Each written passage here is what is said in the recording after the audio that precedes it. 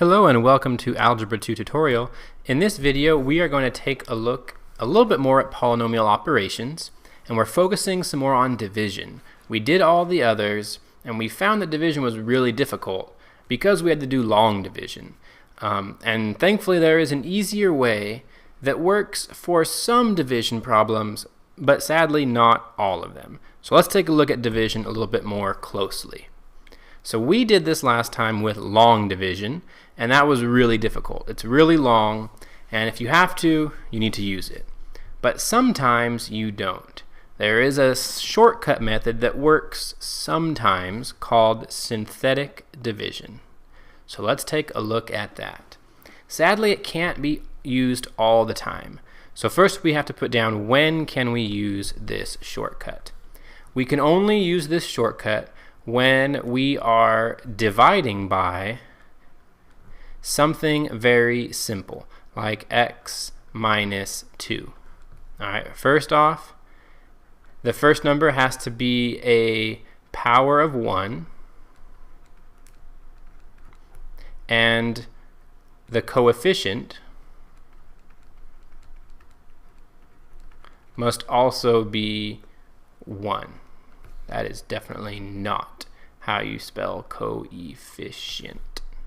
My bad.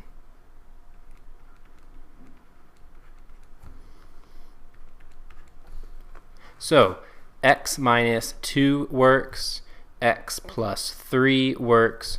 Those are all simple and simple denominators that can be used. Something like x squared plus 3, no good, because we have a power of 2. Something like 2x plus 5, also no good because we have the 2. So if you have a nice simple problem where you're dividing by something very nice and simple, then you can do this.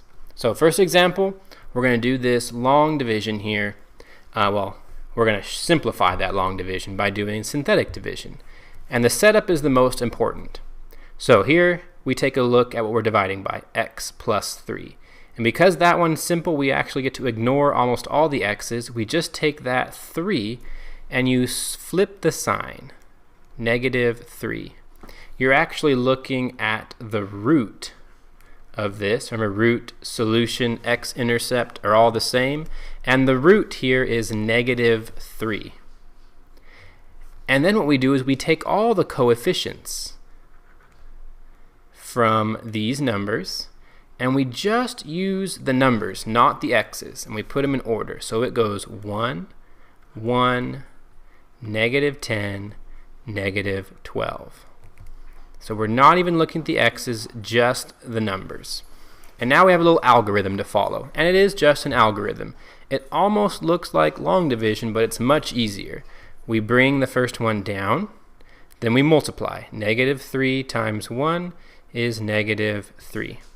Multiply that, or you add those together and you get -2. Then you multiply again. -3 times -2 is +6. Add those together, you get -4. Multiply those two, -3 and -4 make +12, and you get 0. When you get 0, that means you have 0 remainders. That is your remainder. It means it divided evenly. And your answer is right here after you fill in the x's. So your first number is just a number. Your next term has an x, and the next term after that has an x squared. If there was another one, that one would be x cubed. If there was another one, that would be x to the 4th, and hopefully you get the picture. And here is the answer to our division problem, right there. I'm going to write it as a full. So this equals x squared minus 2x minus 4 if we do that division. All right, so a little algorithm there. Let's do that one more time because it's really simple and I want to make sure you get it. So here's our next example. So again, the setup is the most important. First, you take the root of this factor here. So x minus 5, the root would be positive 5. All right, and then we put the numbers here. So the first number is a 1. Now here's a little tricky. Do you see how there's a term missing? We go from x cubed all the way down to x. So we have a missing x squared. So I'm going to put a 0 for that missing x squared. Then the x is negative 5. And then the 6. So that 0 is a placeholder for our x squared term. Anytime you have a missing term, you got to put that 0 in.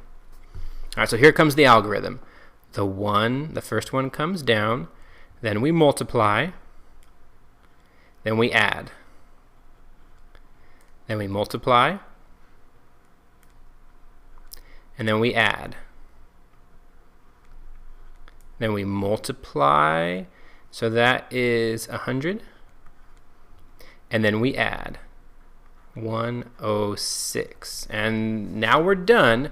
And you can see this time it didn't work out evenly. This is our remainder. And so this did not work out nicely. And so our remainder, 106, over our denominator, x minus 5. And then we fill in our x's. So this is just a number. The next one's going to have an x, so 5x. And the next one has an x squared, so x squared. So here is the answer to our division problem. So that shows you what to do if you have a missing term. You do have to put a 0. And if your remainder doesn't work out to be 0, it means it didn't divide evenly. That means you have this remainder over the original denominator, x minus 5. So hopefully you can see that is much easier, but it does not work all the time. It only works for the more simple problems. If you have a more complicated division problem, sadly, your only option is long division. All right, here's a practice problem for you to take a look at. Use synthetic division to divide those polynomials. Good luck.